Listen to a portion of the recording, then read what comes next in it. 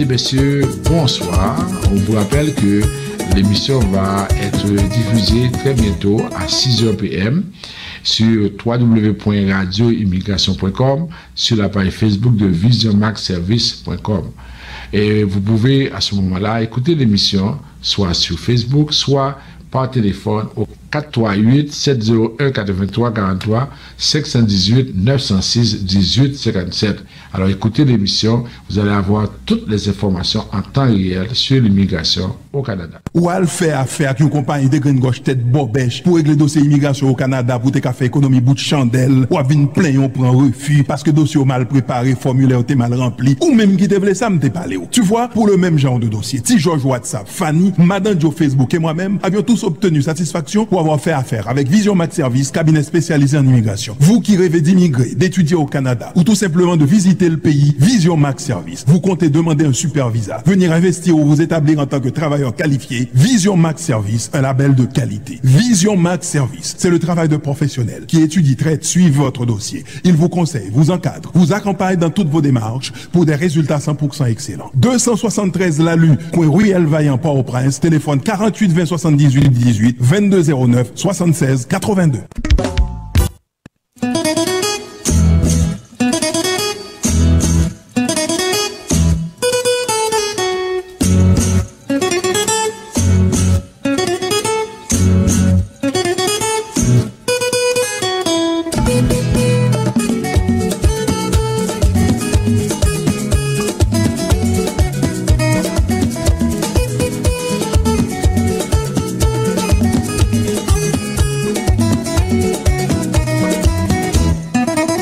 Mesdames et messieurs, bonsoir et bienvenue à votre émission Tout savoir sur l'immigration.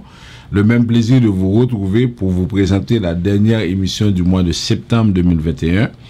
Mon nom c'est François Jean-Denis, consultant canadien accrédité en immigration. À la mise en onde, notre ami Yvon Chéry. Nous sommes avec vous sur différentes plateformes. D'abord sur www.radioimmigration.com, sur la page Facebook de Vision Max Service. En Haïti, nous avons 3 stations de radio qui nous écoutent. Radio Macaya dans le sud, Radio Télé Express à Jacmel et Radio Solidarité à Port-au-Prince. Notre objectif, c'est d'être toujours avec vous pour vous informer sur les dernières informations en matière d'immigration au Canada.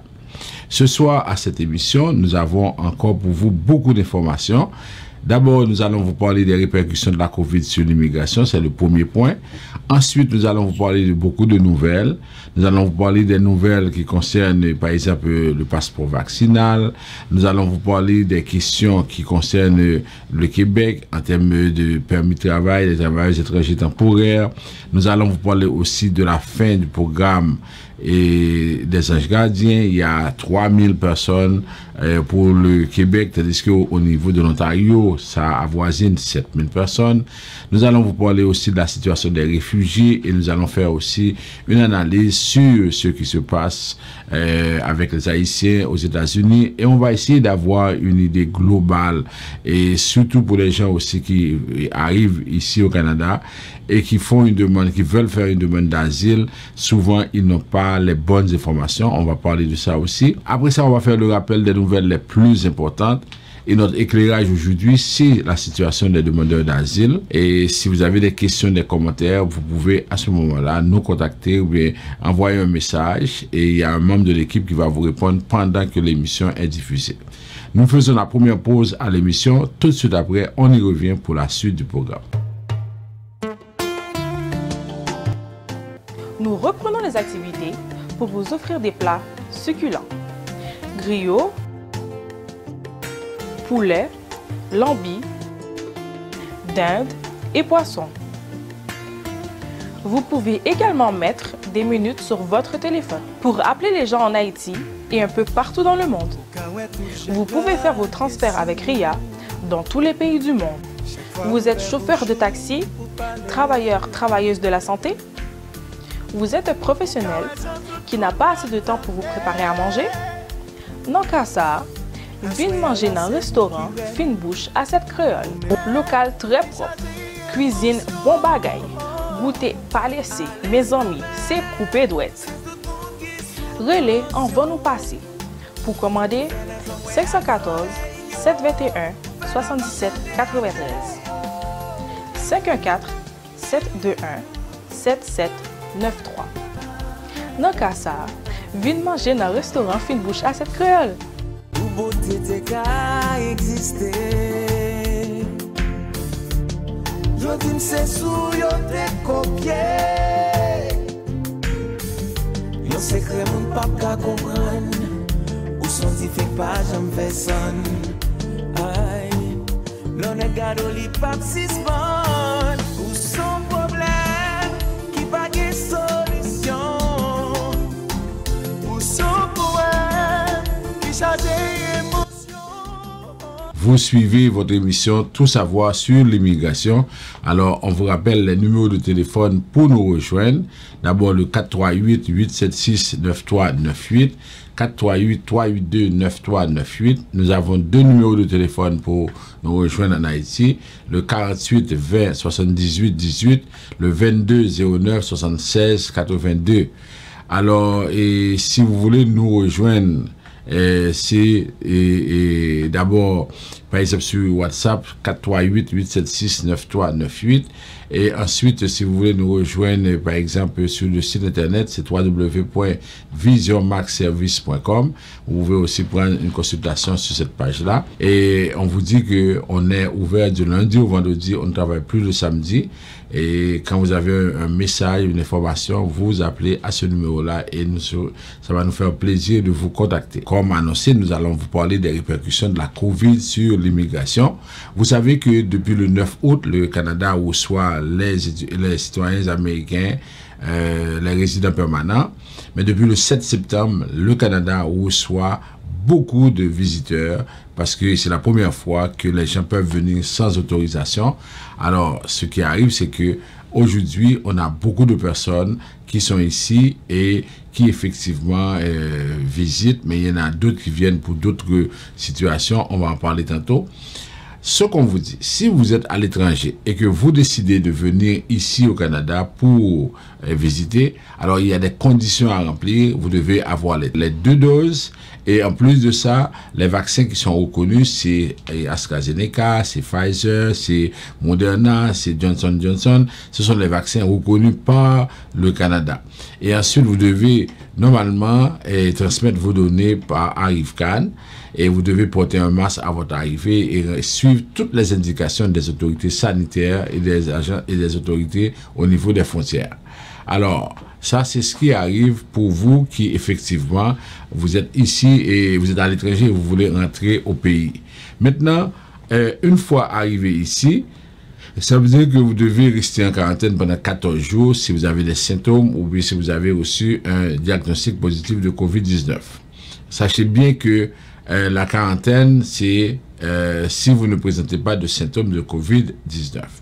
Alors, si par exemple vous êtes exempté de la quarantaine, ça veut dire que c'est parce que vous fournissez des services essentiels et puis vous ne présentez pas de risque pour la population parce que le gouvernement canadien a l'obligation de protéger les gens, soit pour des raisons sanitaires, soit pour des raisons de sécurité. Ok? Alors, tout ce que vous devez savoir maintenant, si vous voulez voyager au Canada, vous devez prendre les vaccins, vous devez ensuite passer le test 3 jours avant et vous devez utiliser ArriveCan pour envoyer toutes ces données-là parce que c'est ce qui va vous permettre effectivement de rentrer au pays. Maintenant, pour les étudiants, ok? Alors, c'est sûr qu'aujourd'hui, il y a très peu d'étudiants qui n'ont pas reçu leur décision. Alors, c'est sûr qu'aujourd'hui, la plupart des étudiants sont déjà ici au Canada. Alors, si quelqu'un veut rentrer au Canada, et comme étudiant, il doit faire la demande. Et la prochaine date, c'est le mois de janvier 2021-22. Au mois de janvier, c'est le trimestre d'hiver. Et là, maintenant, on doit faire les démarches pour présenter notre demande de permis d'études. Ce que je peux vous dire aussi, c'est qu'une fois que vous êtes arrivé ici comme étudiant étranger, vous devez faire les démarches, vous devez étudier. Vous devez ensuite demander une prolongation si jamais vous avez votre permis qui a expiré. parce que ça peut arriver si votre passeport expire bientôt. Alors, on peut vous donner un permis d'études qui va être équivalent à la durée du passeport, mais il se peut que vos études soient plus longues. Alors, vous pouvez demander une prolongation. Et ensuite, vous ne devez pas travailler si vous n'avez pas encore commencé à étudier. N'oubliez pas, chaque samedi, on dit la même chose. On ne vous donne pas un permis d'études pour travailler, on vous donne un permis d'études pour étudier. OK? Alors, ensuite, on vous dit que vous avez droit aussi à un permis de travail post-diplôme après avoir eu votre diplôme. OK? Ça, c'est important par rapport à ça. En ce qui a trait au bureau, OK? Au bureau de visa, ou bien aux bureaux qui sont ici au Canada, ça veut dire que vous n'avez pas de rendez-vous si vous ne vous présentez pas. C'est-à-dire, si vous voulez avoir un rendez-vous, il faut effectivement attendre. Vous ne pouvez pas vous présenter sans avoir un rendez-vous. Maintenant, pour ce qui a trait aux demandeurs d'asile, on va en parler tout au long de cette émission. Mais déjà, si vous êtes ici au Canada, vous devez présenter votre demande. C'est en ligne. Il y a la plateforme postale qu'on doit utiliser. Mais maintenant, c'est sûr qu'on va parler tantôt des motifs pour quelles raisons on peut faire la demande d'asile. Ce que je vous dis, c'est qu'aujourd'hui, dans les circonstances, c'est que si vous êtes aux États-Unis, l'entente sur les pays tiers sûrs reste en vigueur. Et normalement, si vous voulez faire votre demande, vous devez vous assurer que vous avez un parent ici au Canada qui a un statut. Et en même temps, vous ne devez pas faire de demande d'asile aux États-Unis. Ça, c'est vraiment important avec ça. Et après ça, maintenant, une fois que le processus est en cours, vous faites votre permis de travail, puis vous suivez toutes les directives et assurez-vous que vous avez quelqu'un qui peut vous aider pour pouvoir faire votre demande à ce niveau-là. Maintenant, pour ce qui a trait à la citoyenneté ou bien à la carte de résidence permanente, sachez que maintenant, c'est un peu long. Et même pour la carte de résidence permanente, ça prend presque 6 mois, 8 mois. Alors, si vous avez l'intention de voyager, il faut réfléchir 2 fois avant d'y aller. Et si c'est la citoyenneté, le nombre de jours passés à l'étranger ne compte pas. Ensuite, pour l'examen de citoyenneté, si on vous invite à passer l'examen, c'est sûr qu'il n'y a pas de problème. Mais nous, on ne peut pas vous donner une date ou bien dire qu'on va vous donner, c'est nous qui allons vous permettre d'avoir l'examen de citoyenneté en ligne. C'est le gouvernement qui décide à qui il envoie l'invitation. Mais pour le serment de citoyenneté, tout se fait par appel vidéo depuis le 1er avril 2020. Alors, c'est sûr qu'il faut attendre. Parce que souvent, les gens nous disent que oui, on aimerait avoir des dates, mais on ne peut pas vous donner de date si jamais on n'a pas de date, parce que c'est ça la réalité. Bon, au niveau de l'immigration du Québec, c'est toujours la même chose. Alors, vous avez des rendez-vous, ou bien vous avez fait une demande de CAQ, ou bien une demande de CSQ, alors il faut attendre. Souvent, les gens ils vont appeler Immigration Québec alors que leur dossier est toujours au fédéral. Si vous faites une demande de parrainage, par exemple, attendez d'avoir la lettre et attendez de faire la demande de CSQ avant d'appeler Immigration Québec pour l'état du dossier. Parce que sinon, Immigration Québec va vous dire que, ah oui, on n'a pas vu le dossier. Alors, il faut faire attention avec ça. Maintenant, voyons pour la commission de l'immigration et du statut de réfugié. Tout ce qu'on vous dit, c'est qu'aujourd'hui, la commission de l'immigration et du statut de réfugié fait des audiences virtuelles. Et normalement, la plupart des audiences se font par vidéoconférence. Alors, on ne va pas utiliser le présentiel pendant quelques temps parce qu'on est encore en pandémie, on parle de la 4e vague. Alors, ce que vous avez à faire, vous voulez faire votre demande d'asile ou bien vous voulez préparer votre audience, sachez que c'est important. À l'audience, vous devez démontrer qu'effectivement, vous avez des problèmes si jamais vous retournez dans votre pays d'origine.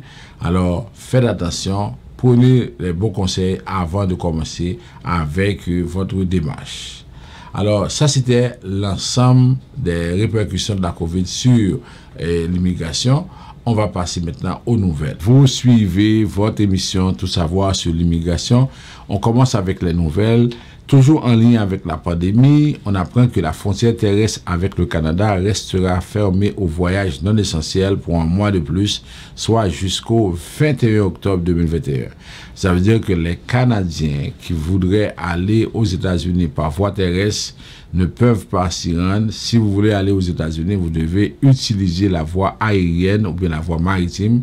Vous ne pouvez pas vous rendre par voie terrestre. Jusqu'au 21 octobre 2021, c'est ça la norme. Maintenant, les États-Unis ont aussi annoncé des choses assez importantes. Vous allez voir, on dit que désormais, vous ne pouvez pas vous rendre aux États-Unis par voie aérienne si vous n'êtes pas adéquatement vacciné contre la COVID. C'est ce que l'administration Biden a fait savoir lundi dernier. Cela inclut les ressortissants des pays qui étaient interdits de séjour depuis de nombreux mois. Alors, on a dit que les États-Unis ont annoncé, et cette nouvelle-là, c'est que désormais, vous ne pouvez pas vous rendre aux États-Unis pour vous faire vacciner, parce qu'il y a beaucoup de personnes qui faisaient ça. Vous devez d'abord être vacciné pour pouvoir rentrer aux États-Unis. Et ensuite, vous devez aussi vous faire tester dans les 3 jours avant votre voyage vers les États-Unis. Porter un masque, c'est ce que le coordonnateur de la lutte contre la pandémie à la Maison-Blanche, M. Jeff Zients, dans une conférence de presse téléphonique. On a dit que les frontières terrestres des États-Unis avec le Canada et le Mexique resteront fermées aux voyages non essentiels encore un mois de plus. Ensuite, les Américains non vaccinés qui reviennent aux États-Unis après un séjour à l'étranger seront pour leur part soumis à des obligations de test encore plus strictes. Ensuite, on dit on va mettre fin à une très longue interdiction parce que depuis que la pandémie a frappé aux États-Unis, les administrations Trump et Biden ont tour à tour interdit les ressortissants de 33 pays d'entrer au pays, ce qui a créé d'innombrables situations personnelles et familiales douloureuses. Maintenant, c'est séparer des familles. Par exemple, depuis janvier 2020, les Chinois ne peuvent pas entrer aux États-Unis. Depuis février 2020, c'est la même chose pour les Iraniens. Et depuis mars 2020, pour les Européens des 26 pays de l'espace Schengen, les Britanniques et les Irlandais. Les Sud-Africains et les Irlandais et les Indiens ont aussi été visés. Les Canadiens n'ont jamais été empêchés de voyager aux États-Unis par voie aérienne, même si Affaires mondiales le déconseille depuis le début de la pandémie. Alors, mais depuis janvier dernier, ils ne peuvent pas embarquer dans un avion avant d'avoir monté un test de dépistage négatif effectué 3 jours plus tôt. Actuellement, la Maison-Blanche n'a pas précisé dans l'immédiat quel vaccin permettrait de rentrer sur le sol américain. Aux États-Unis, on donne seulement les vaccins de Pfizer, de Moderna et de Johnson & Johnson. OK? AstraZeneca, on n'a pas pris AstraZeneca aux États-Unis et on dit que est-ce que l'administration Biden va autoriser les gens à rentrer s'ils ont pris le vaccin AstraZeneca qui a été utilisé à grande échelle dans plusieurs pays européens mais aussi au Canada dans une moindre proportion. La question maintenant se pose pour les Chinois et les Russes qui ont reçu des vaccins développés par leur gouvernement. Les 2 pays ont d'ailleurs fourni des millions de doses à plusieurs autres pays. Alors on dit maintenant, qu'est-ce qu'on va faire avec les ressortissants de ces 2 pays? En Europe, on dit seuls les vaccins approuvés aux États-Unis seraient considérés valides pour les voyageurs. On a indiqué toutefois que les autorités américaines allaient examiner la possibilité de lever des restrictions pour les Européens vaccinés par AstraZeneca. Alors, M. Jeff Zients, qui est le coordonnateur, il dit que pour les autres vaccins, AstraZeneca notamment, c'est l'agence de santé qui allait décider, mais il avait l'air d'être positif et optimiste. En Europe, les gens sont soulagés d'apprendre ça. L'interdiction de voyager aux États-Unis a agacé de nombreux pays européens qui déploraient ce manque de réciprocité, eux qui ont ouvert leurs frontières aux Américains vaccinés à l'instar du Canada. La Commission européenne n'a pas tardé à saluer l'annonce américaine pour dire que oui, c'est une bonne nouvelle pour les entreprises, pour les familles. L'Allemagne et le Royaume-Uni ont aussi très vite salué la décision américaine. On dit que c'est une excellente nouvelle par rapport à ça. Alors, c'est sûr que les Américains imposent leurs lois, imposent leur façon de faire. Et aujourd'hui, si les Américains disent que vous n'allez pas rentrer dans leur pays, c'est comme si tout le monde se plie, se coupe les chines et puis on accepte. On apprend aussi qu'au Canada, il n'y a pas d'obligation vaccinale pour voyager du Canada à l'horizon. C'est comme si les voyages internes, quand on voyage d'une ville ou d'une province à une autre, on avait dit que on devait avoir un passeport vaccinal, mais apparemment, le gouvernement de M. Trudeau, qui a été réélu, soit dit en passant, ce gouvernement-là n'a pas l'air de fixer ou de rendre obligatoire la vaccination d'une province à une autre. Alors maintenant, on va regarder ce que le gouvernement a choisi de faire, par exemple pour les vols étrangers, pour les personnes qui arrivent de ce pays-là, parce que de ce côté-là, on va attendre la décision du gouvernement par rapport à la vaccination entre pays, entre provinces. Mais maintenant, on va dire, au niveau des lignes aériennes, on commence à être inquiet parce qu'on ne sait pas, on n'a pas les détails sur ce que le gouvernement envisage de faire en ce qui concerne le processus. Mais si le gouvernement reste flou de ce côté-là, mais on dit que les lignes aériennes demandent à leurs employés d'être pleinement vaccinés. Depuis le 30 octobre de l'année dernière, on dit que au moins les gens ont reçu les doses et il y en a qui sont entièrement vaccinés. Et là, on dit qu'on fait tout pour essayer de rendre l'espace aérien sécuritaire. Maintenant, depuis le 7 septembre, les touristes étrangers, toutes nationalités confondues, rentrent au Canada à condition d'être pleinement vaccinés. Mais on n'exige pas ça aux étudiants étrangers ou bien aux travailleurs étrangers temporaires. Selon les données qui sont disponibles, entre le 5 juillet et le 8 août, près de 230 000 voyageurs partiellement ou non vaccinés venus au Canada par avion ont subi un test. Au total, durant cette période, le résultat de 0,80% de ces tests a été positif. À l'heure actuelle, hormis le port du masque par exemple, aucun test et aucune preuve de vaccination ne sont exigés dans un vol intérieur. On dit qu'on prépare une preuve vaccinale pour le séjour à l'étranger. Alors, c'est ce qui est annoncé. Ça veut dire on va regarder les données, les personnes qui arrivent depuis le 7 septembre, et on va voir si ces gens-là arrivent avec des résultats de tests positifs. Et là, maintenant, on va déterminer si on va exiger d'autres choses pour permettre à ce moment-là aux gens qui arrivent de pouvoir fonctionner correctement ou bien pour que les Canadiens ne soient pas en difficulté, parce que si les gens apportent le virus, c'est sûr que ça va encore provoquer d'autres problèmes. On change maintenant de sujet, on parle de Next-Nazi, et vous vous rappelez, on vous a parlé de ça à plusieurs reprises. C'est un monsieur qui a travaillé apparemment à l'époque des nazis en Allemagne comme interprète. Il est venu au Canada et apparemment il a caché des informations, il est devenu citoyen canadien, mais les Juifs ont contesté, ils ont dit que ce monsieur-là, c'est un criminel, c'est quelqu'un qui a contribué à assassiner des Juifs pendant la Seconde Guerre mondiale. On ne devrait pas accepter que cette personne-là soit devenue un citoyen canadien. Alors, on apprend que cette personne-là, M. Helmut Oberländer, un ancien membre des escadrons de la mort du régime nazi, est décédé paisiblement au Canada, alors que durait encore une bataille judiciaire de plusieurs décennies avec le gouvernement fédéral autour de son extradition en Allemagne. Les Juifs avaient demandé que ce monsieur-là soit extradé en Allemagne pour être jugé. Alors, il est mort à 97 ans. Imaginez, je vous ai parlé de ça, à 4 reprises, il est devenu citoyen canadien et le gouvernement a contesté devant la justice le fait de devenir citoyen canadien et la justice a toujours redonné la citoyenneté à ce monsieur-là. Alors maintenant, on dit, le Canada, pendant tout ce temps-là, n'a pas pu extrader ce monsieur-là parce qu'il était toujours citoyen canadien. Alors, les communautés juives disent que, regardez ce monsieur-là qui est mort, la famille dit qu'il est mort paisiblement, alors que les Juifs qui sont tués, qui étaient exterminés par Hitler, ces Juifs-là n'ont pas pu mourir paisiblement. Alors, les Juifs sont vraiment en colère. Ils disent que c'est pas normal que chaque fois qu'on enlève la citoyenneté à ce monsieur et que finalement, on a la justice qui accepte de redonner la citoyenneté à ce monsieur-là. Alors, les Juifs disent, qu'en est-il de ceux qui ont péri dans l'Holocauste, au moins de cette unité nazie? Ils n'ont pas pu mourir paisiblement chez eux, entourés de leurs proches. Ils ont perdu leur dignité, leur vie, tout leur a été enlevé. C'est ce que M. Levitt a dit. Bon, c'est sûr que on comprend la frustration des Juifs, mais quand même, le monsieur, il est mort. Et malgré tout, on continue à poursuivre le monsieur, même dans la mort. La question à se poser, est-ce qu'on va demander d'extrader le cadavre de ce monsieur en Allemagne? Parce que quand même, là, c'est une situation qui a duré à 4 reprises. Il a fait appel de la décision. Et la justice lui a donné raison. C'est parce qu'on a des raisons de croire qu'effectivement, il n'a pas été coupable. Le ministre de l'Immigration n'a pas réagi à une demande de commentaire de la presse canadienne.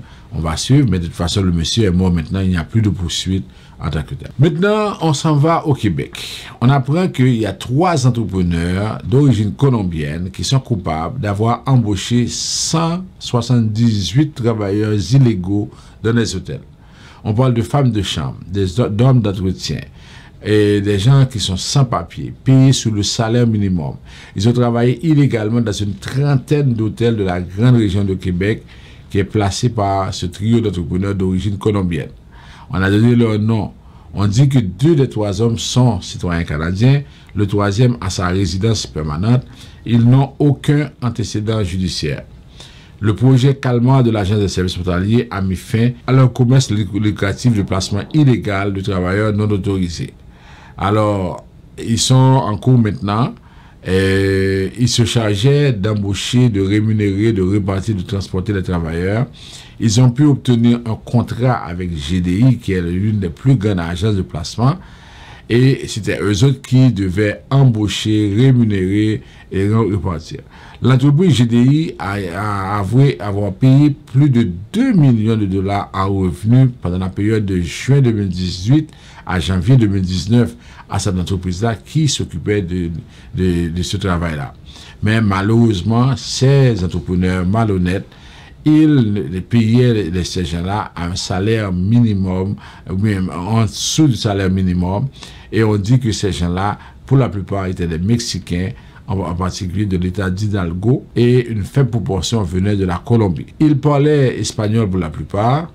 Ils arrivaient au Québec avec un visa de visiteur, parce que les Mexicains n'ont pas besoin de visa. Ils venaient ici. Le seul motif était pour travailler, mais ce qui arrive, c'est qu'ils ont été floués parce qu'ils ont travaillé et vraiment la situation était vraiment difficile pour eux. Ce qui arrive, c'est que l'agent de services frontaliers a porté plainte et aujourd'hui, on demande la prison pour ces 3 travailleurs étrangers, 3 entrepreneurs, parce qu'on estime que ce n'est pas normal qu'on puisse abuser de ces gens-là, qu'on paye en argent comptant et ensuite, qu'on puisse avoir, par exemple, des personnes, mais les entrepreneurs ne savaient même pas leur nom, et puis, c'était quoi, ils n'avaient pas de permis. Si jamais il y avait un accident, ces gens-là seraient vraiment relégués à l'arrière-plan. On a récupéré 75 000 dollars en argent comptant et dans l'entreprise de ces travailleurs-là. C'est vraiment une situation difficile. On demande la prison pour eux. Mais les représentations sur la peine auront lieu en décembre et on dit que on va demander une peine d'emprisonnement et c'est possible parce que la loi prévoit une amende maximale de 50 000 dollars et un emprisonnement de 2 ans par voie de mise en accusation. Mais si c'est par voie sommaire, c'est de 10 000 dollars et l'emprisonnement maximal de 6 mois. Toujours sur la question des travailleurs étrangers, on a des rapports qui sont sortis. Et on accuse le gouvernement de Legault de ne rien faire et d'avoir ouvert la porte à des abus visant des travailleurs étrangers temporaires de plus en plus nombreux au Québec. Parce que la loi sur l'immigration au Québec a été mise en place pendant qu'on avait très peu de travailleurs étrangers temporaires. Aujourd'hui, avec tous les gens qui arrivent, notamment des Européens qui ont le visa des visiteurs qui viennent dans des programmes comme programme de mobilité internationale, programme vacances-travail. Alors, il y a de plus en plus de travailleurs étrangers temporaires dans le pays. Alors, mais on dit qu'on ne fait rien pour résoudre le problème. Alors, et le ministre du Travail, de l'Emploi et de la Solidarité sociale, M. Jean Boulet, dit que les entreprises québécoises, les intermédiaires, les agences de recrutement qui abusent de ces pratiques-là sont illégales. Et le gouvernement va agir contre ces gens-là. Alors, ça, c'est vraiment une situation avec la pénurie de main-d'œuvre, il y a des entreprises qui décident de s'orienter vers le marché international pour recruter des employés étrangers pour des postes peu qualifiés. Mais ce qui arrive, c'est qu'on a des promesses utopiques, on a des contrats qui ne sont pas respectés, des frais exorbitants, des employés, tout ça. On dit que c'est une situation difficile. Imaginez, dans la grande région du Québec, tout près de l'Assemblée nationale du Québec, il y a près d'une trentaine d'hôtels qui utilisent des employés qui n'ont pas de permis de travail. Il y a d'autres qui ont le permis de travail, mais qui ont des difficultés à faire respecter leur contrat. Alors l'opposition a tiré à boulet rouge sur le parti de la CAQ, qui dirige le pays, la province. Pour le Parti libéral du Québec, ce sont de belles paroles, mais il y a des histoires d'horreur et il fallait s'y attendre. Le gouvernement a tout fait pour augmenter le nombre de travailleurs étrangers temporaires, mais il n'a pas pensé à les accompagner et à les aider. C'est ce que Monsef Déragi, qui est porte-parole du Parti libéral du Québec. Ensuite, il y a les autres partis, il y a M. Fontesilla de Québec solidaire. Tous disent que ça devient une business pour toutes sortes d'intermédiaires pas très scrupuleux. Et là, on doit prendre des sanctions contre ces gens-là, parce que sinon, ça va poser un problème plus loin, parce que c'est le programme qui sera mis en difficulté. Alors, M. Boulet, qui est le ministre, dit qu'il y a près de 300 activités de vérification qui ont été menées, mais c'est sûr qu'on continue à travailler pour essayer de trouver une solution. Et c'est à ce moment précis que M. Legault demande à Ottawa de rapatrier le dossier des travailleurs étrangers temporaires, alors que normalement, au Québec, voilà des dégâts qui se font et on n'a rien dit, on n'a rien fait. Et en plus de ça, il demande d'autres pouvoirs pendant qu'il y a eu des scandales dans le permis d'études, il y a eu des scandales maintenant dans le programme de travailleurs étrangers. Il demande beaucoup de pouvoirs pendant que rien n'est fait pour arriver à contrôler ou bien à régler cette question-là. Maintenant, on va voir comment ça va se passer avec ce gouvernement-là qui est réélu. Est-ce que M. Legault réclamait beaucoup de pouvoir, mais M. Legault appuyait l'autre parti, le Parti conservateur, qui n'a pas gagné. Comment sera la relation entre les deux? On va voir ça. Maintenant, on apprend aussi que dans le programme d'âge gardien que Québec a mis en place, il y a moins de 3000 personnes qui sont régularisées dans ce programme-là, alors que dans l'autre province, l'Ontario, il y a près de 7000 personnes qui ont pu obtenir la résidence, tandis que dans la province du Québec, où le programme a vu le jour, il y a moins de la moitié. Pourquoi? C'est parce que M. François Legault, qui est le Premier ministre du Québec, s'est opposé à l'élargissement de ce programme-là, et ça a permis à ce moment-là d'avoir moins de personnes, ce qui a découragé des gens qui travaillaient dans le secteur de la santé et qui se retrouvent vraiment en situation difficile parce que pratiquement on n'a pas reconnu leurs compétences et il y a très peu de personnes qui ont pu bénéficier de ce programme-là. Alors, les organismes communautaires, il y a beaucoup de groupes qui se sont dit que de toute façon, ce n'est pas juste, ce n'est pas normal. On ne devrait pas causer autant de tort à ces gens-là. Maintenant, on va maintenant passer à la question en Haïti. On apprend que, vous êtes au courant de ça, depuis la semaine dernière, il y a la situation des centaines d'Haïtiens qui sont au Texas et qui sont campés à Del Rio, dans la ville frontalière du Texas. Et vous savez comment, vous avez vu des images choquantes de personnes qui sont vraiment humiliées par des gardes à cheval. Et on se retrouve dans cette situation-là où il y a un tollé aux États-Unis. Et vous avez appris aussi que même l'envoyé spécial des États-Unis en Haïti a dû démissionner parce qu'il dit que on ne peut pas accorder un traitement de cette façon-là à ces gens qui sont ici et qui effectivement vivent des situations ou bien sont aussi humiliés. Encore un gouvernement dirigé par des démocrates qui disent souvent être proches des Haïtiens. Alors c'est une situation extrêmement compliquée et là on peut dire que on doit faire quelque chose et d'une part, il y a nos compatriotes qui sont là-bas, il faut leur donner de meilleures informations parce qu'il y en a qui se sont trompés, il y en a qui se sont fait dire que oui, ils peuvent venir aux États-Unis parce qu'on va leur donner le TPS. Ok, ils ont quitté, mais il y a également avec le Chili, il y a eu des problèmes également, puisque il y a des personnes qui étaient au Chili, mais qui n'avaient pas de permis de travail. Alors, la situation est extrêmement compliquée, mais on dit, quel que soit le cas de figure, quelle que soit la façon dont ces gens-là sont entrés aux États-Unis, oui, les États-Unis ont le droit de les expulser, mais cependant, ça dépend de la façon dont cela a été fait. Et c'est ça qui n'est pas correct, parce que on a créé vraiment des situations difficiles et ça ne fait pas honneur à M. Biden qui parle, qui dit une chose, mais qui ne respecte pas ce qu'il dit. Alors, c'est pas possible qu'on puisse avoir quelque chose comme ça. J'ai entendu la vice-présidente, Mme Kamala Harris, qui dit que ce n'est pas humain. Mais qu'est-ce qu'on fait? Oui, on fait des enquêtes et tout ça. Mais pourquoi ça se fait aujourd'hui? Pourquoi? C'est sûr qu'on avait des consignes, il y a des directives qui ont été données aux gardes. Parce que en plein 21e siècle, traiter les gens de cette façon-là, ça fait honte aux États-Unis. Et vraiment, quand on sait que les États-Unis sont responsables à 80% de tout ce qui arrive au pays, parce que ce sont les États-Unis. Et d'ailleurs, c'est l'envoyé spécial des États-Unis en Haïti qui dit ça, qui dit que les États-Unis empêchent Haïti de fonctionner parce que les États-Unis font toujours des choix pour le pays. Alors, ça, c'est une situation extrêmement compliquée. Et là, maintenant, on a le représentant de HCR, qui est l'organisme qui gère la question des réfugiés à travers le monde. C'est l'organisme onusien.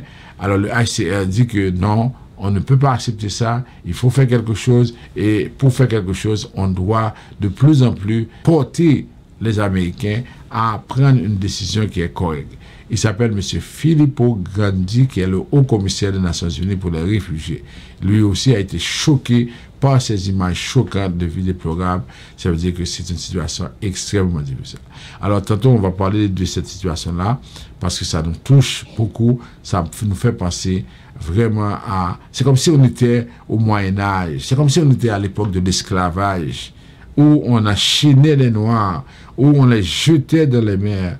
C'est comme si on était à cette époque-là, en voyant un soldat à cheval qui est en train de tirer le maillot, la chemise des gens et qui est en train de les pourchasser avec des fouets. Ça nous rappelle tristement cette période-là où on avait vraiment, où on fouettait les gens, et c'est malheureux, c'est vraiment triste. On s'arrête là pour les nouvelles. Après ça, on va passer au rappel des nouvelles les plus importantes.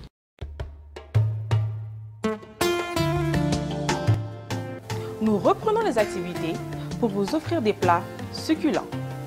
Griot,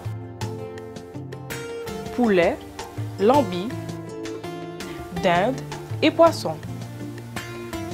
Vous pouvez également mettre des minutes sur votre téléphone pour appeler les gens en Haïti et un peu partout dans le monde. Vous pouvez faire vos transferts avec RIA dans tous les pays du monde. Vous êtes chauffeur de taxi, travailleur, travailleuse de la santé? Vous êtes un professionnel qui n'a pas assez de temps pour vous préparer à manger? Non qu'à ça, venez manger dans un restaurant Fine Bouche à cette créole. Local très propre, cuisine bon bagaille, goûter pas laissé, mes amis, c'est coupé douette. Relais en va nous passer. Pour commander, 514 721 77 93 514 721 7793. Non qu'à ça, venez manger dans le restaurant Fine Bouche à cette créole. L'on est gado li pap sisman ou son problème qui pas de solution ou son poème qui change émotion.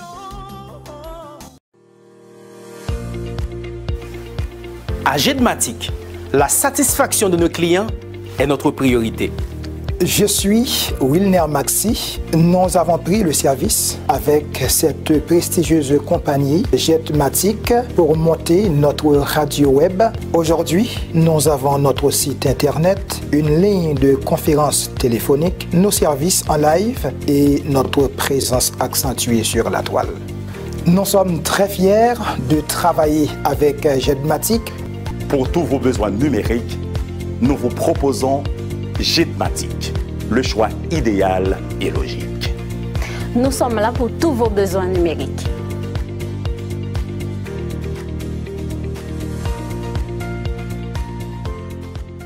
Vous suivez votre émission Tout savoir sur l'immigration. Alors, on vous rappelle que nous sommes en direct, page Facebook de Vision Max Service et sur le site internet www.radioimmigration.com. Vous avez des questions, des commentaires, vous envoyez vos questions et ça va nous faire plaisir de vous répondre. Alors, maintenant, on va commencer avec le rappel des nouvelles pour les gens qui veulent faire des demandes de visa et de visiteurs. Alors, c'est sûr que vous êtes très nombreux à nous appeler pour nous dire oui, j'ai besoin d'un visa de visiteur. Comme je vous dis chaque samedi, je vous comprends, je sais que vous avez besoin de ce visa-là, vous avez besoin de pouvoir visiter, mais en même temps, des pays comme les États-Unis, la France, le Canada savent que dans la situation actuelle, ça va être difficile à vous de visiter et de retourner. Alors, c'est ça l'enjeu. Nous, avec des personnes qui ont effectivement des possibilités, des gens qui peuvent démontrer qu'ils ont assez de biens, qu'ils ont assez de familles, qu'ils peuvent, par exemple, retourner, on peut faire la demande. Mais cependant, aux jeunes, aux personnes sans ressources, on ne va pas encourager ces gens-là à faire des demandes de visa parce qu'on sait qu'on va vous refuser. Alors, tous ceux qui peuvent démontrer qu'ils ont assez de moyens pour pouvoir effectivement faire ces démarches-là, nous sommes avec vous, nous pouvons vous aider.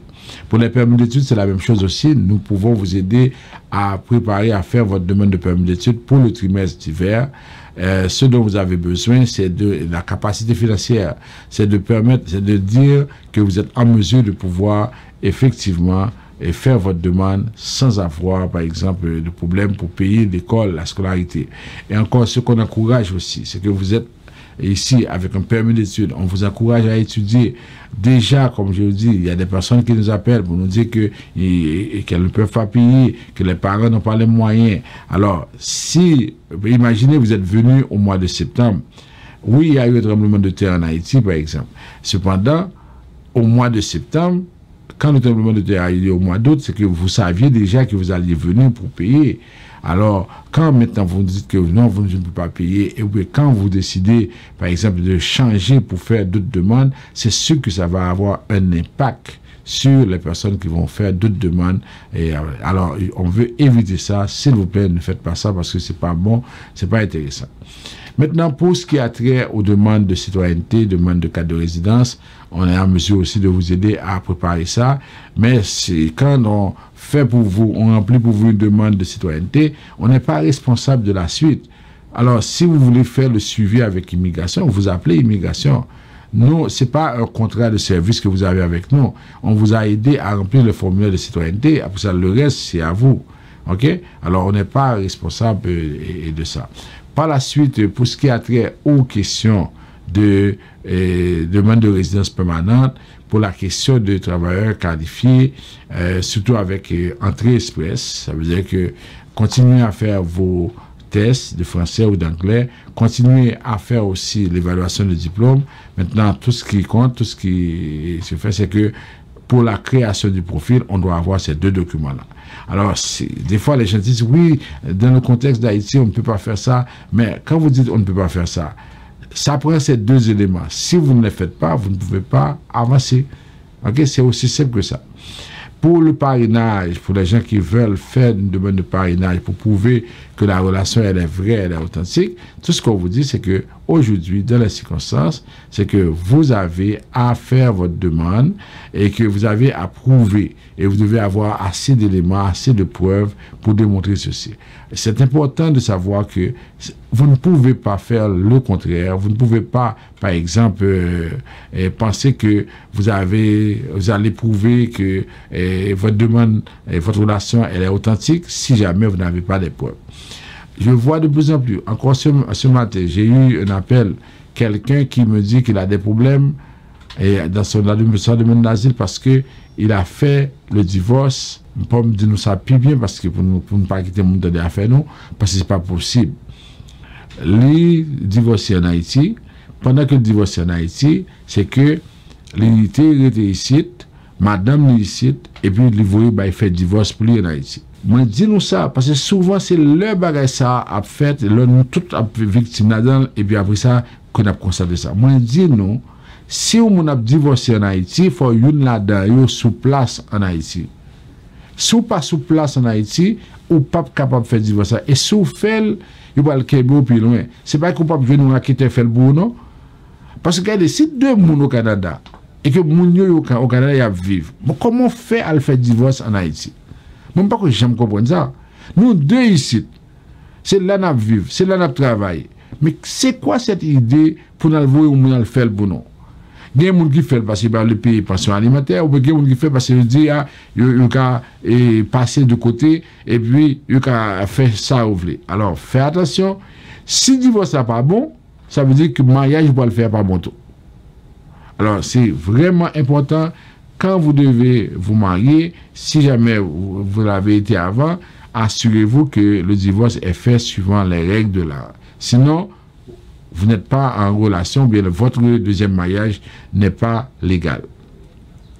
Maintenant, pour ce qui a trait au parrainage d'enfants, et c'est enfants naturels ou bien enfants biologiques, afin de mon abdim il y a un petit neveu, il y a un petit bagal, non. Et au cas parrainer nos neveux, dans la mesure que c'est orphelin de père et de mère et de moins de 18 ans. C'est ça qui peut permettre au capable de parrainer un orphelin. Parce que c'est pas parce qu'il y a des problèmes en bas que Kounya là, nous avons décidé pour nous parrainer tout le monde nous voulons. L'homme nous a dit, oui, nous ne pouvons pas parrainer mon cousin. Nous pas aux États-Unis, côté, c'est l'immigration familiale qui est plus important. Au Canada, c'est l'immigration économique là, qui est plus important. C'est pas même bagaille là. Canada dit pour parrainer, c'est mari ou madame, ensuite pour parrainer petit tout, et pour parrainer parents qui c'est maman, papa, grand-père, grand-mère. Et ça, c'est mon cas parrainé. Pour neveu, c'est un cas exceptionnel. Ou même pour des petits frères, c'est des cas exceptionnels. Il faut être orphelin de père et de mère. Et en même temps, il faut avoir moins que 18 ans. Moi, c'est étonné pour moi, mon qui dit que mon frère de 43 ans, il veut parrainer. Moi, je dis que c'est seulement pendant le tremblement de terre, il y a une petite possibilité, après ça va pas exister. Mon cap dit nous ça, faire nous projet article de loi ou des règlements qui permettent que mon cap fait ça. Maintenant, ce qui a trait aux demandes d'asile, on dit à tous ceux qui ont l'intention de faire une demande d'asile, ok, on va parler de ça tantôt, c'est que pour faire la demande d'asile, vous devez être persécuté. Vous devez avoir un motif de persécution. Sinon, vous allez faire la demande, vous allez perdre un peu de temps, et puis à ce moment-là, vous allez échouer dans votre démarche. C'est pas parce que le pays a des problèmes, à tout profiter, comme c'est dit ça. Mais même répéter, et vous parlez, ouais, que après 1 an, après 2 ans, on a dit que vous avez raison. C'est même gens avec Mounou en 2017, ils ont été venus. Moi, je dit que si a fait de mon asile, mais qui gens pour faire de mon asile là? Mon dab dit oui, c'est là, j'aime de faire qui fait me dire ça. Nous voyons après ça, résultat, en pile monde pas passé. Alors, en pile monde a venu là, ils venu avec visa visiteur. Moi, je dis nous bagaille. C'est que si nous venons avec visa visiteur, nous, ok, nous disons nous avons un problème. Mais pour nous faire de mon asile là, il faut que nous ayons un motif valable. Motif que nous te donnons dire, n'est pas valable. Ou pas qu'à faire de mon asile parce qu'on dit dans le sud de un tremblement de terre, ça n'a pas marché. Ou pas qu'à faire de mon asile parce que vous dites que moi-même, je ne peux pas passer Matissan, je ne peux pas passer Fonamara. Ça n'est pas valable. Ou pas qu'à faire de mon asile parce qu'on dit et la mort sans jour empêche de vivre quoi des bouquets. Parce que si la mort sans jour empêche de vivre, l'empêcher des milliers de monde vivre tout. Le risque qu'on gagne, ce n'est pas un risque personnalisé. Son risque généralisé. C'est tout le monde qui a un problème là. Le barbecue bloqué l'arrière, il bloque la monde. il pas bloquer l'arrière pour celle ou même. Alors chaque fois que nous venons, et souvent c'est le cas côté nous venons, et puis nous venons, nous disons tout le monde connaît que Haïti a un problème. Et puis là tout le monde connaît Haïti a un problème. Est-ce que ça veut dire que on peut faire asile pour ça? Mais c'est sûr que c'est pas normal. C'est pas parce que Canada connaît que Haïti a une situation humanitaire, parce qu'il y a une différence pour nous faire entre situation humanitaire et asile. Asile, ça fait partie de motif convention. Est-ce que me persécuter pour race, pour religion, pour nationalité moins? Ça c'est motif. Est-ce que me persécuter pour opinion politique moins? Est-ce que me persécuter pour groupe social moins? Est-ce que me persécuter pour menace à la vie? Est-ce que nous avons ensemble de motifs? Mais le motif, il va marquer est-ce que moi raseur, moi j'ai problème d'argent, et puis mon bras dit me persécuter? Motif, il pas dire que si catastrophe naturelle, problème naturel, c'est que moi persécuté pour ça. Motif, il pas dire ça. Ça veut dire que si moi j'ai un tremblement de terre qui arrive, c'est déplorable. Bagay ça a plus aller dans la question humanitaire que aller dans la question asile. Nous venons, nous parler, nous jeunes gens qui viennent à nous qui a un problème, et puis nous faisons à faire de menacer. Nous pas même prendre conseil, nous pas même demander gens qui connaît pour aider nous. Et puis juste seulement ça nous fait, et puis nous aller, et puis nous prendre conseil, et puis nous battre. Alors moi dis-nous ça c'est vraiment important, c'est que si nous voulons faire de menacer là, c'est pour nous planifier, pour nous connaître qui gens pour nous faire ça, parce que ça va permettre que au moins nous connaissons comment la situation. Alors, et la demande d'asile est différente de la demande de considération humanitaire, parce que dans la demande de considération humanitaire, vous avez 2 points. Vous avez d'abord la question qui a rapport à votre établissement, et le deuxième point, c'est surtout les difficultés auxquelles vous pouvez faire face si vous retournez. Tandis que dans la question d'asile, c'est les menaces à votre vie. Ça veut dire que je demande la protection du Canada parce que je sais que si je retourne dans le pays, ma vie sera risquée. Vous voyez, ça c'est asile. Tandis que pour la demande de considération humanitaire, d'abord, je démontre que je suis bien établi, je travaille, je paie mes taxes, et puis j'ai des amis, je fais tout ce qui est intéressant, je fais du bénévolat. Pour la demande de considération humanitaire, et deuxième point, c'est les difficultés. Est-ce que je vais pouvoir travailler si je retourne dans mon pays? Est-ce que je vais avoir un logement? Est-ce que je vais avoir, par exemple, la possibilité de faire vivre mes enfants? Voilà quelques exemples de difficultés que vous pouvez avoir. Alors, c'est peut-être ça. Là, nous chita, nous quitter monde après tête, nous fait n'importe qui bagaille. Malheureusement, nous échouer. Ça veut dire que, et puis ensuite, nous, ouais, problème sur problème après ça. Des fois, mon dit, ah oui, m'a fait des matchs là, même si je connais que pas bon, après ça, m'a fait notre bagaille. Mais on pas capable d'entrer dans une dynamique pendant qu'on connaît pas bon, alors qu'il y a des gens qui là qui pourraient aider nous. Qui j'en fait entrer dans ça? Et puis, en plus de ça, l'autre bagaille encore, c'est que nous dit, oui, nous avons venu, nous avons demandé compatriotes comme si les gens qui dans le domaine et haïtiens qui sont capables d'aider nous, mais quand l'autre encore blanc comme toujours, ça veut dire que, ah, non, c'est blanc qui a aidé, mais c'est tout ça. Mais l'homme, bras nous marie, l'autre problème, c'est moi haïtien pour nous, ouais, qui peut aider nous. Alors que si loi, règlement est très clair, alors pas aucune façon pour moi dire que moi-même pas fait tel bagaille à cause de ceci. Ça veut dire que c'est vraiment faut faire attention par rapport à ça parce que sinon on a un pile problème dans ça. OK? Alors, je vous rappelle que vous arrivez ici, vous avez un visa de visiteur, vous venez pour visiter. Si jamais vous décidez de rester au pays, normalement vous devez démontrer que vous avez vraiment la possibilité de pouvoir, et vous avez été menacé, vous avez eu des problèmes, et là maintenant vous démontrez que vous avez des problèmes. Maintenant, pour les gens qui compatriotes nous, qui Chili, qui Mexique, qui au Brésil, bon, nous connaissons une situation très difficile. Nous connaissons qu'il y a un pile dans le monde. Par exemple, je dis que de 2010 à 2021, il y a presque 1 million de monde qui quittent le pays. Et c'est grave, c'est 1 million de monde qui quittent le pays. Ça. Et monde ça y allé Et situation extrêmement compliquée. Ça veut dire non seulement le pays a perdu ressources, le pays a perdu bras, et en plus de ça, quand il y a un monde même, ils viennent frustrés, il y a passé misère. Parce que longtemps de moun a raconté nous ça a passé sur route ça, gen moun les mondariens ça, moun qui mourir là-dedans, c'est très grave. Mais moi ça me demande nous pour nous même cap écouter émission ça, pour nous même cap partager là avec notre monde.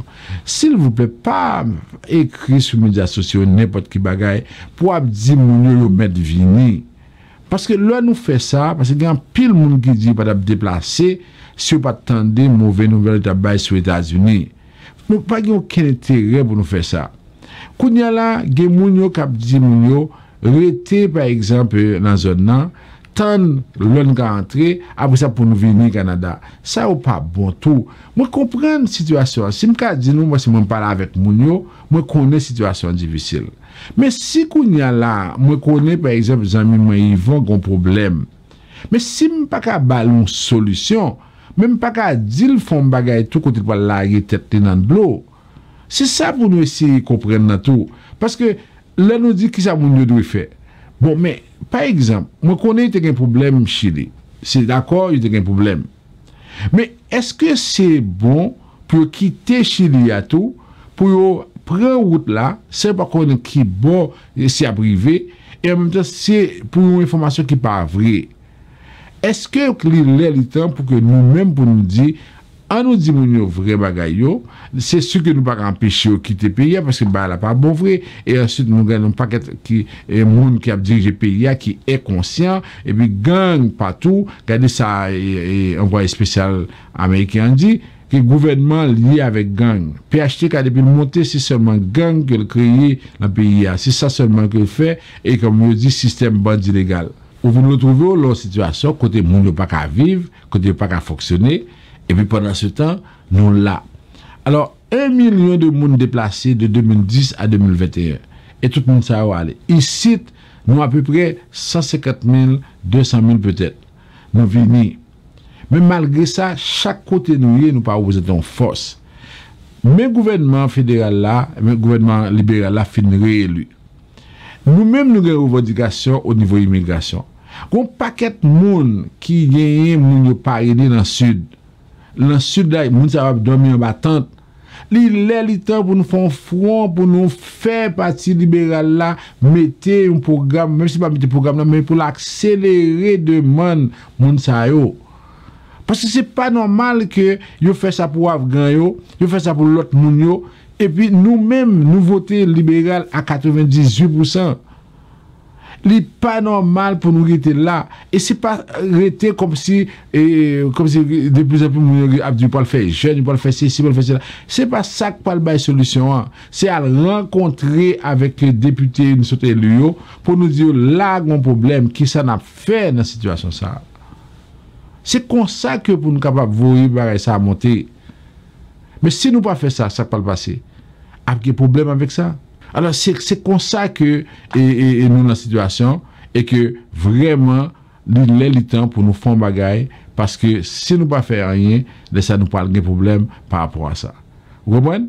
Alors ça veut dire que mes situations que nous y est et que nous-mêmes faut ne pas quitter la dépasser non, faut nous pas raconter n'importe qui bagaille sur WhatsApp, sur les médias sociaux, on monde vient na caille nous, il y a un problème, ou nous connaissons un monde qui fait rentrer, nous dit avant le fait de manière, mes amis, demandons conseil, est-ce que ça va le déclarer, est-ce qu'il fait partie de une motif conventionnel pour monde ça pas tomber dans le dos. C'est ça pour nous faire pour ne pas avoir un problème comme ça. En tout cas, je vous remercie d'avoir été à l'écoute pendant ces 60 minutes-là. Et c'est toujours pour nous un plaisir de vous servir parce que nous sommes avec vous et chaque samedi à pareille heure, les mardis et les jeudis à 6h PM. Nous avons aussi un résumé de l'actualité en immigration au Canada. Et puis, si vous avez besoin de nous, vous avez nos numéros, nos téléphones ici. 438-876-9398, 438-382-9398 et vous avez aussi des messages que vous pouvez nous envoyer sur WhatsApp au 438-876-9398. L'émission que vous écoutez est aussi en rediffusion chaque jour à 8h AM, chaque après-midi à 1h PM, chaque soir à 6h PM. Alors, l'émission aussi est sur la page Facebook de Vision Max Service. Alors, vous avez toutes les façons, parce que si jamais quelqu'un n'a pas écouté l'émission, vous pouvez lui dire, allez sur le site, allez sur la page de Vision Max Service, ou bien allez normalement sur... Et à la radio, on a 2 numéros de téléphone, 438-701-8343 et 518-906-1857. Vous allez pouvoir écouter l'émission, vous allez pouvoir partager avec vos amis et vos proches. Merci beaucoup à notre ami Yvon Chéri. On se retrouve samedi prochain pour une émission similaire. On sera au mois d'octobre. Bonne soirée.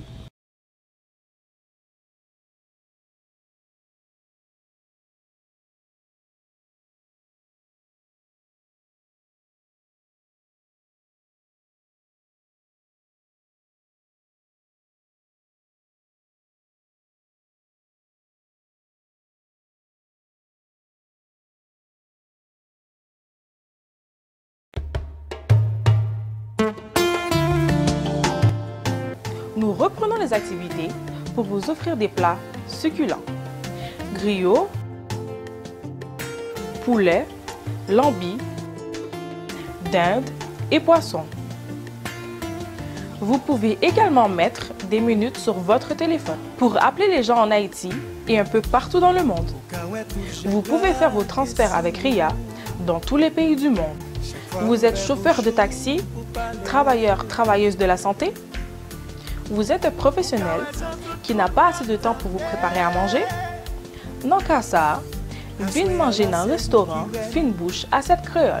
Local très propre, cuisine bon bagaille, goûter pas laissé, mes amis, c'est coupé douette. Relais en va nous passer. Pour commander 514 721 77 93 514 721 77 93. Dans cas ça, viens manger dans le restaurant Fine Bouche à cette créole. Pour beauté t'es qu'à exister. Yo dis c'est sous yo t'es copié. Yo secret mon pap ka comprendre. Ou senti fait pas j'en fais son. Aïe, l'on est gado li pap 6 mois.